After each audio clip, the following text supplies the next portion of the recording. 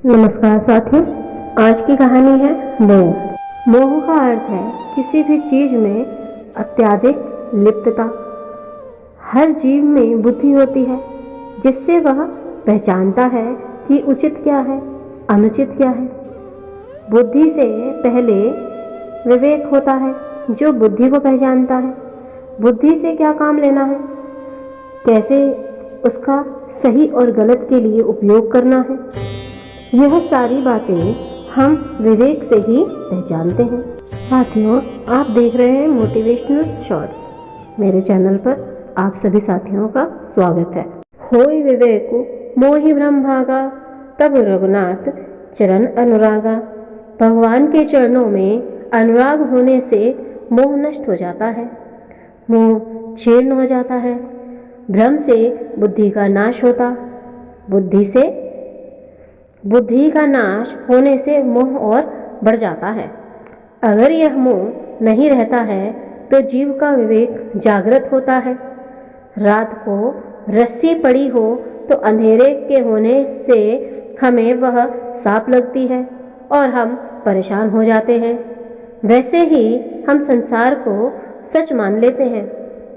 सच मान लेने से ही हमें इस संसार से मोह हो जाता है। मोह सकल व्याधि कर मूला, तिनसे पुनि उपजहि बहुसूला।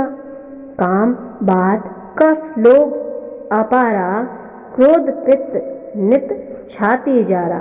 सब रोगों की जड़ मोह अज्ञान है। उन व्याधियों से फिर और बहुत से शूल उत्पन्न होते हैं। काम बात है, लोभ बढ़ा हुआ कफ है, क्रोध पित्त है जो सदा छाती को जलाता रहता है। मोह ही सब व्याधियों की जड़ है। मोह नहीं रहता है तो हम सत्य को देखते हैं। आवश्यक यही है सत्य को देखें, सुंदर सत्य का व्यवहार करने लगेंगे। आध्यात्म केवल मात्र अपने व्यवहार को बदलना ही है। सत्य जानने से ही हमारा व्यवहार ईश्वर के जैसा हो जाएगा। तब यह मोह ममता कुछ नहीं रहेंगे और मनुष्य मात्र की ईश्वर रूप में पूजा करेंगे। मोह रहेगा, ना कोई भ्रम होगा तो सत्य का आचरण ही करेंगे। मनुष्य मात्र से प्रेम होगा। हम जानते हैं कि यहाँ सर्वत्र ईश्वर व्याप्त है, फिर भी मनुष्य से अच्छा व्यवहार नहीं करते हैं। यही गलती हमसे होती रहती है। सत्य जानने के बाद भी सत्य का व्यवहार नहीं करते। आठव चथा लाभ संतोषा, सपना नहीं देखई परदोषा। भगवान राम का वर्णन करते हैं तब यही कहते हैं, शबरी नवधा भक्ति ही श्रेष्ठ मार्ग है। दिक्कत तभी है जब सत्य का व्यवहार नहीं करते हैं। जब नवधा भक्ति मनुष्य में आ जाती है तब यह सारे विकार निकल जाते हैं और हमारा व्यवहार सत्य का हो जाता है। मनुष्य और ईश्वर में कोई फर्क नहीं है। सत्य का व्यवहार करें तो जीव ईश्वर तत्व को प्राप्त होता है। सबसे सरल यही है कि हम सत्य का व्यवहार करें। सत्य व्यवहार वास्तव में ईश्वरीय जीवन है। भगवान ने मनुष्य का जीवन दिया, साथ ही साथ उसने यह विशेषता केवल मनुष्य को ही दी कि वह ईश्वर को जान सके। यह सबसे श्रेष्ठ योनि है। सबसे श्रेष्ठतम काल कलिकाल है, क्योंकि इसमें ही मनुष्य ईश्वर को पहचानता है, भक्ति करके जीवन के श्रेयस को प्राप्त कर जाता है। यह कलिकाल और मनुष्य जीवन समय का उच्चतम काल है जिसमें हम ईश्वर को पहचान लेते हैं। ऐसा कहा जाता है कि कलिकाल में मनुष्य की मित्रता ईश्वर से हो जाती है, इसीलिए वो जल्दी ही ईश्वर तत्व को प्राप्त कर जाता है।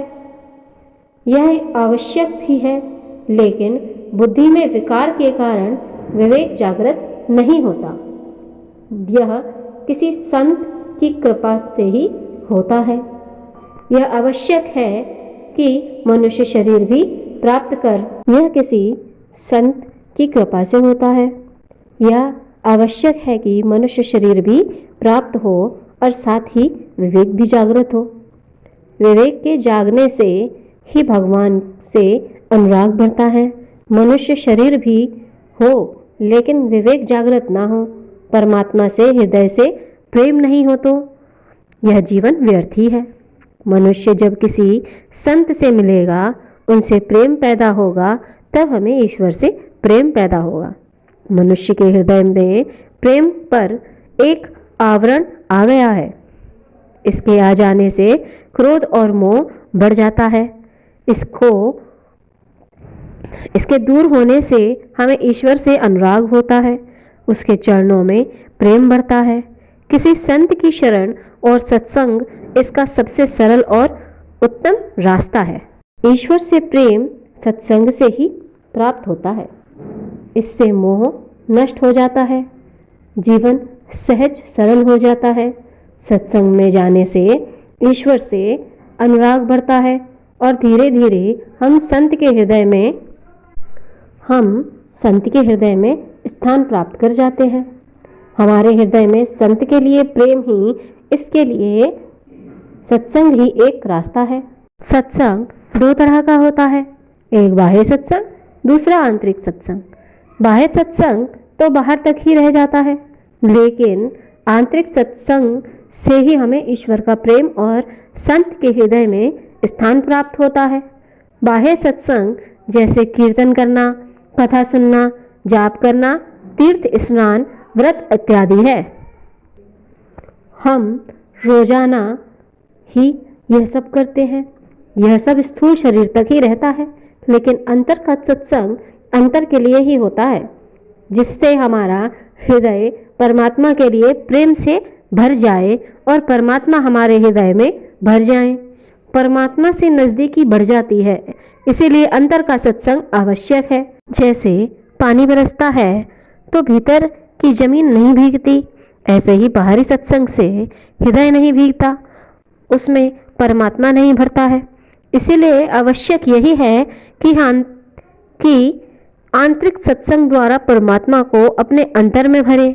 जैसे पानी बरसने से जमीन मुलायम हो जाती है, ऐसे ही परमात्मा के भरने से हमारा हृदय भी मुलायम हो जाएगा।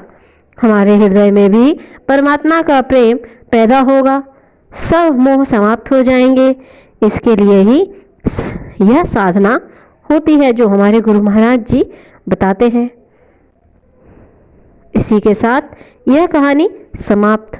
अगली कहानी के साथ कुछ ही समय में हम आपके सामने प्रस्तुत होंगे।